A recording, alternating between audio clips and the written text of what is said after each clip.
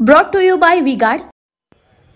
परमेश्वर यांच्या प्रचाराच्या निमित्ताने आम्ही सगळेजण या ठिकाणी उपस्थित आहोत.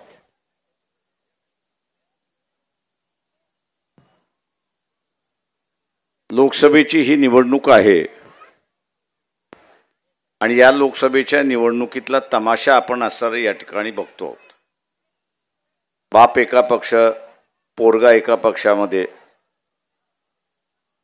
जशी काही सत्ता आपल्या कुटुंबातून जाता कामा नये अशीच असणारी परिस्थिती आपल्याला त्या ठिकाणी दिसते. खऱ्या अर्थाने लोकशाही ही आपण या ठिकाणी आणली पाहिजे हे लक्षात घ्या. या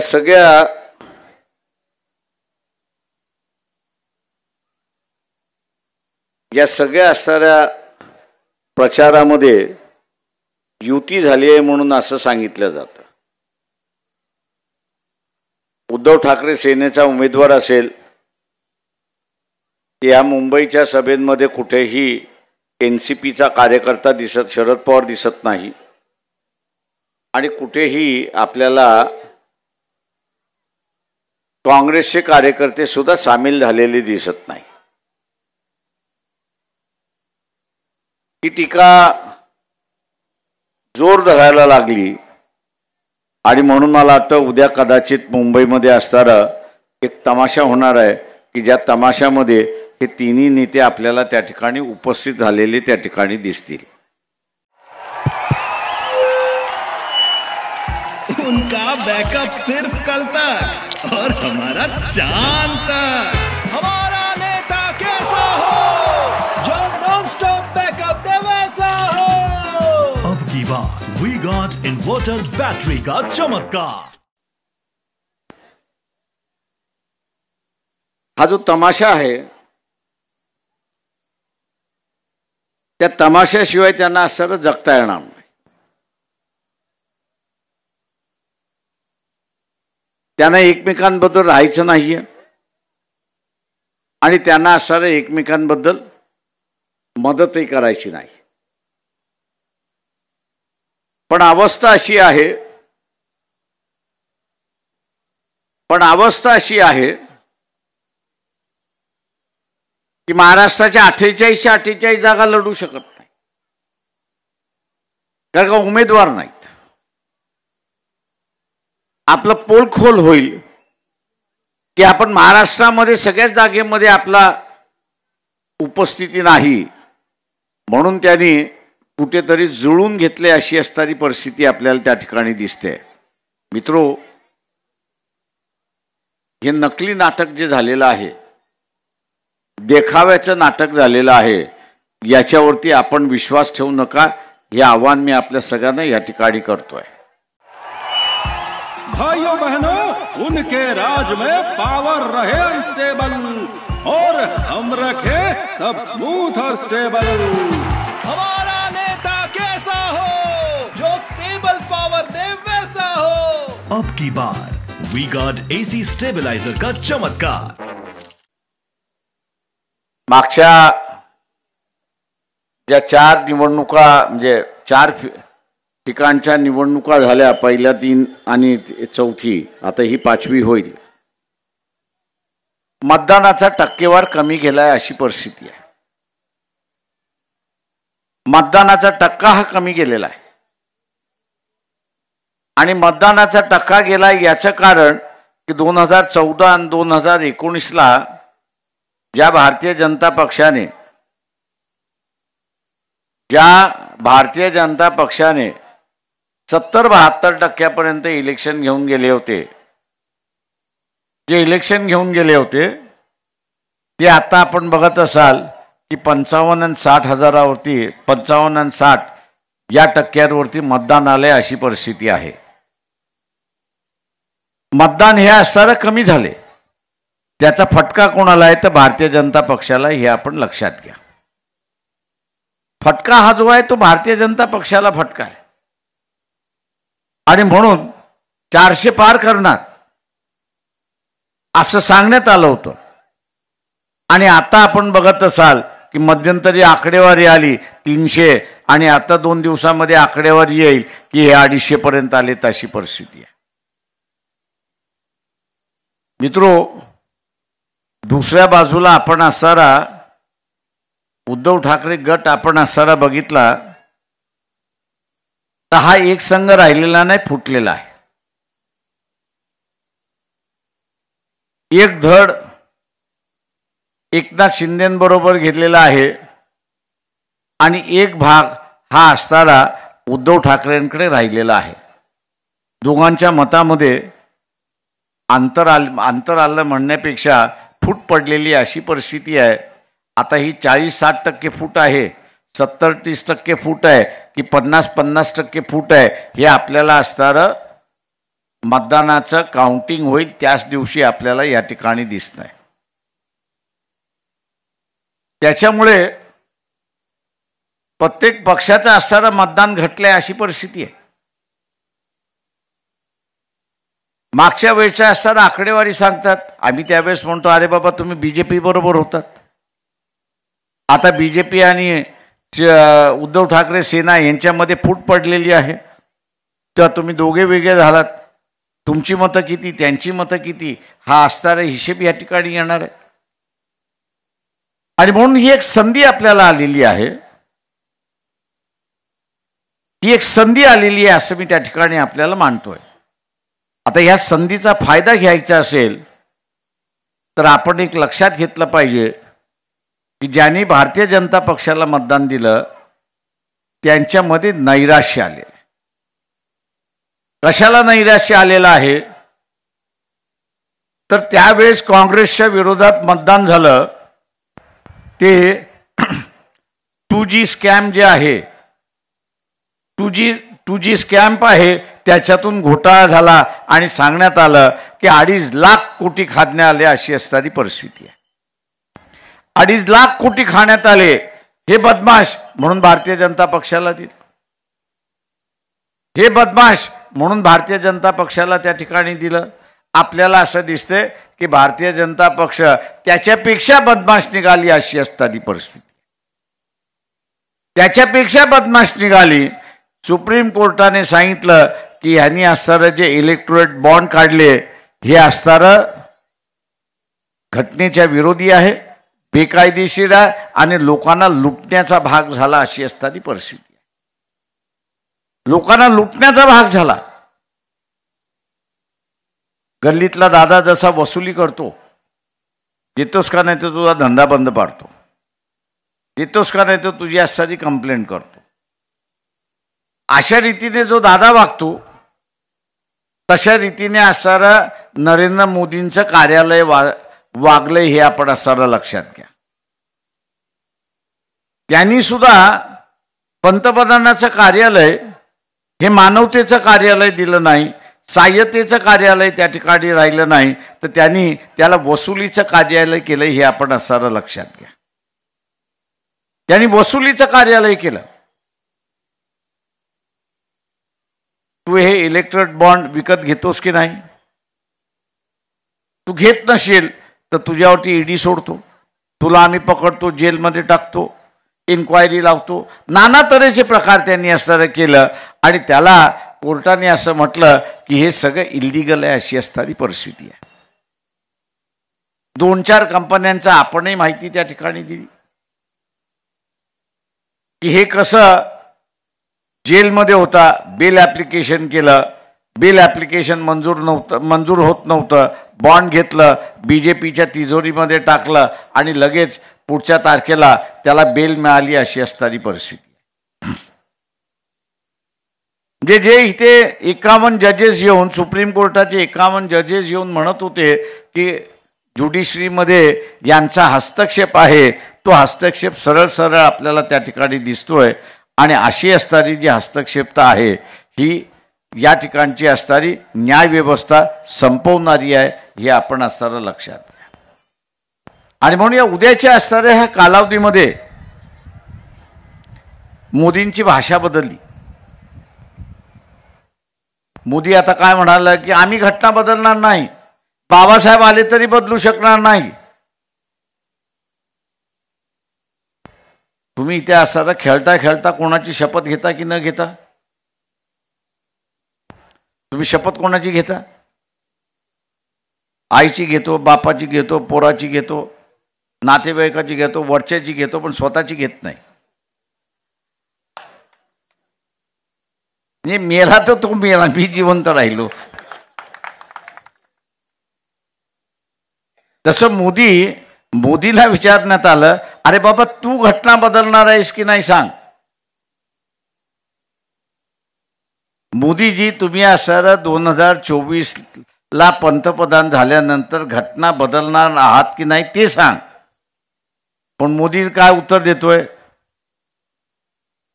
बाबासाहेब आले तरी उद्या ही घटना बदलू शकणार नाही. अरे राजा, जो माणूस गेला तो परत कधी येत नाही. अजून तो चमत्कार घडलेला नाही आणि घडणारही नाही. त्याच्यामुळे बाबासाहेब परत काही येणार नाहीत. त्याच्यामुळे तू बाबासाहेबांना दुवा देऊ नको. तू बदलणार आहेस की नाही हे पहिल्यांदा सांग. मित्रो, आपण सुद्धा शपथेवरती सांगत असताना माझ्या शपथेवरती मी सांगत नाही. मी आईच्या शपथेवरती, बापाच्या शपथेवरती, पोराच्या शपथेवरती, नातेवाईकाच्या शपथेवरती मी आपला थापा मारत असतो. तशा रीतीने मोदीने सुद्धा बाबासाहेबांच्या नावाने आपल्याला थाप मारलेली आहे. एवढं लक्षात घ्या की बाबासाहेब बदलू शकत नाही. इशू बाबासाहेब बदलू शकतात की न बदलू शकतात याचं नाही. मोदीजी 2024ला पंतप्रधान आल्यानंतर तुम्ही बदलणार आहात की नाही याचा खुलासा आणि याचा तुम्ही असणारा शब्द द्या. मोदीने अजूनही कुठेही शब्द दिलेला नाही की माझं सरकार आलं तर माझं सरकार संविधान बदलणार नाही असा शब्द त्यांनी दिलाय का. त्याच्यामुळे कुठेतरी डोक्यामध्ये संविधान बदलण्याचा विचार आहे हे आपण असणारा लक्षात घ्या. हे संविधान या देशाचं आणि इथल्या असणाऱ्या वंचित समूहाचं एक कुंडल कवच आहे हे आपण लक्षात घ्या. एक कवच आहे. हे कवच बदलायला मागतात. हे कवच बदलायला मागतात. का बदलायला मागतात आहेत तर हे संविधान समतेची गोष्ट करते, उद्देश ठेवते. हे संविधान न्यायाचा अधिकारचा उद्देश ठेवते. सर्वांना संधी याचा असणारा उद्देश त्या ठिकाणी ठेवते. यांना समान संधी नको आहे, यांना समान न्याय नको आहे, तर यांना जुन्या परंपरेतल्या न्याय व्यवस्थेची गरज आहे अशी असणारी परिस्थिती आहे आणि त्याची असणारी पुरस्कर्ते आहे. आज त्या नव्या पद्धतीने येतील आणि नव्या पद्धतीने आल्यानंतर आपण जसं म्हणताय की खाजगीकरणाच्या माध्यमातून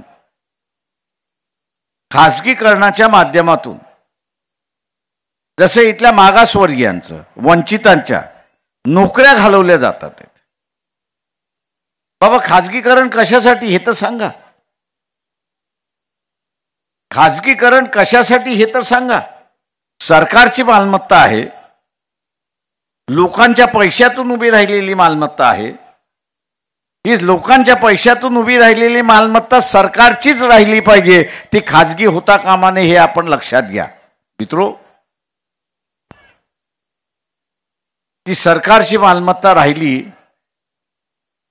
तर त्या ठिकाणी ओबीसीचं आरक्षण येतं, त्या ठिकाणी ट्रायबलचं आरक्षण येतं, त्या ठिकाणी एससीचं आरक्षण येतं आणि नाहक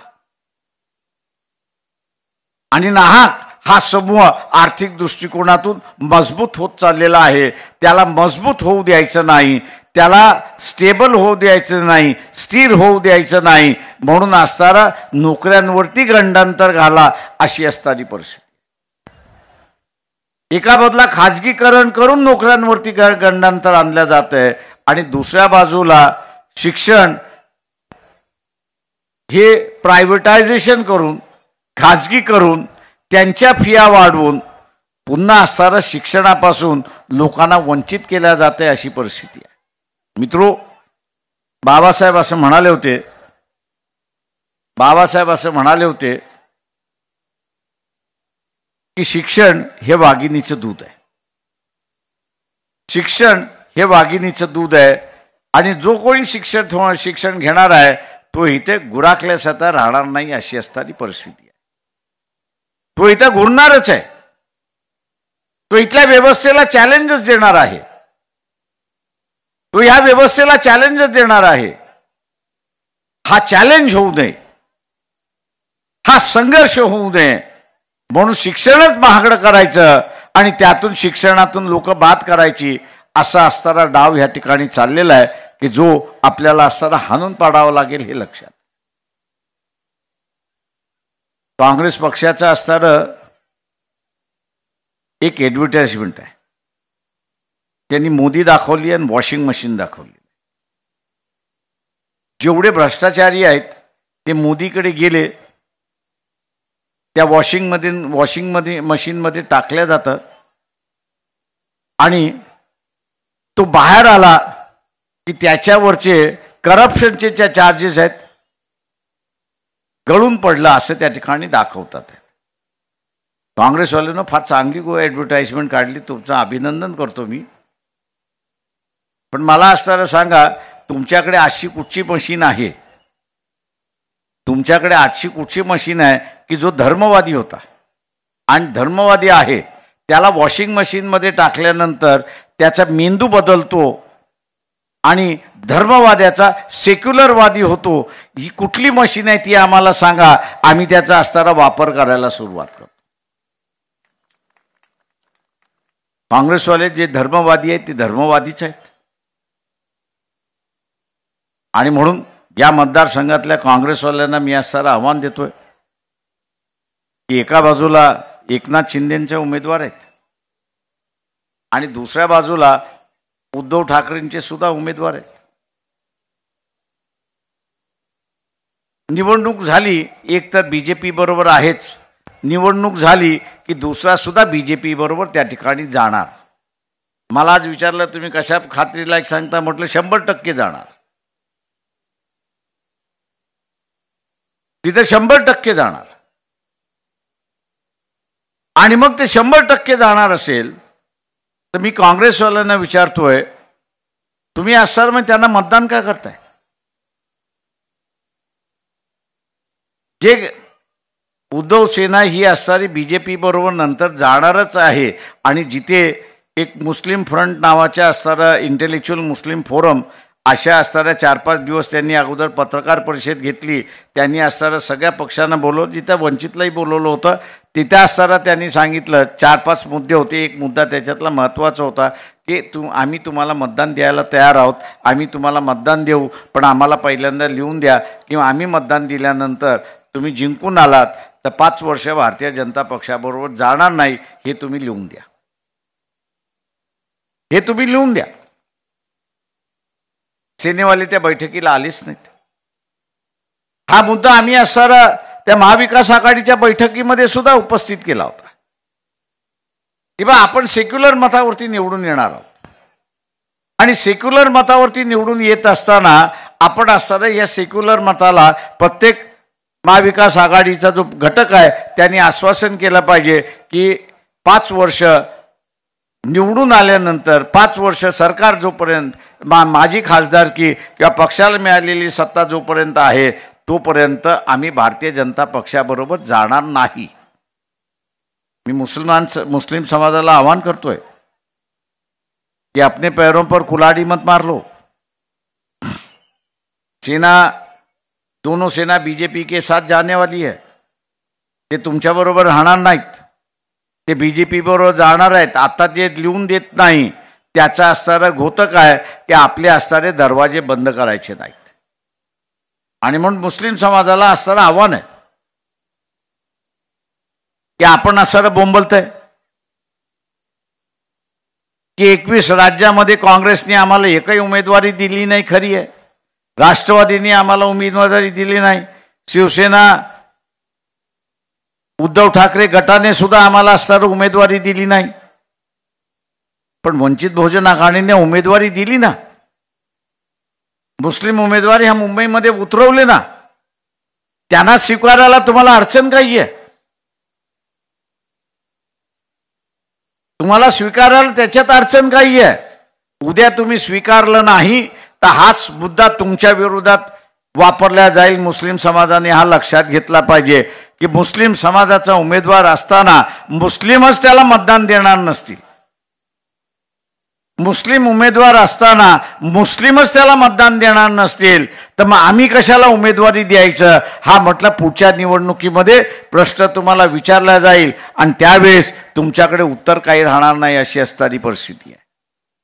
आणि म्हणून माझं आव्हान आहे आपल्या सगळ्यांना या ठिकाणी, फुले शाहू आंबेडकरी मानवतावादी मतदार जो आहे त्याला एक संधी आलेली आहे या ठिकाणी की आपला उमेदवार जिंकवण्याची संधी आलेली आहे, हे लक्षात घ्या. एक संधी आलेली आहे. एका बाजूला ज्याला म्हणता येईल की नीतिमत्ता नसणारं राजकारण त्या ठिकाणी चाललेलं आहे आणि त्याला जनता कंटाळलेली आहे. आपलं सगळ्यांचं असणारं एकच कर्तव्य आहे की पानठेल्यावरती असेल, चायच्या टपरीवरती असेल, भाजीपाली विकत घेताना असेल, बसमध्ये जाताना असेल किंवा ट्रेनमध्ये जाताना असेल, आपण एकच सांगितलं पाहिजे की माझं मत इथं वंचित बहुजन आघाडीला आहे, माझं मत वंचित बहुजन आघाडीला आहे, गॅस सिलेंडरला आहे. याचा प्रचार आपण सगळ्यांनी केला पाहिजे आणि मतदानाच्या दिवशी कुठल्याही गोष्टीचं कारण न सांगता आपण सगळ्यांनी फुले शाहू आंबेडकरी विचाराच्या, मानवतेच्या विचारां, लोकशाहीवादीच्या विचारांच्या जनतेने 100% मतदान केलं ते विजय हा आपला झाल्याशिवाय राहणार नाही, हे आपण लक्षात घ्या. नांदेडचे असणारे जे उमेदवार आपल्याशी बोलले तेही रेसमध्ये आहेत, आणि म्हणून परमेश्वर यांनाही आपण रेसमध्ये घेऊन या, मतदान देऊन आपण घेऊन या, ही अपेक्षा मी आपल्या सगळ्यांची बाळगतो आणि रजा घेतो. जय हिंद. Brought to you by V-Guard.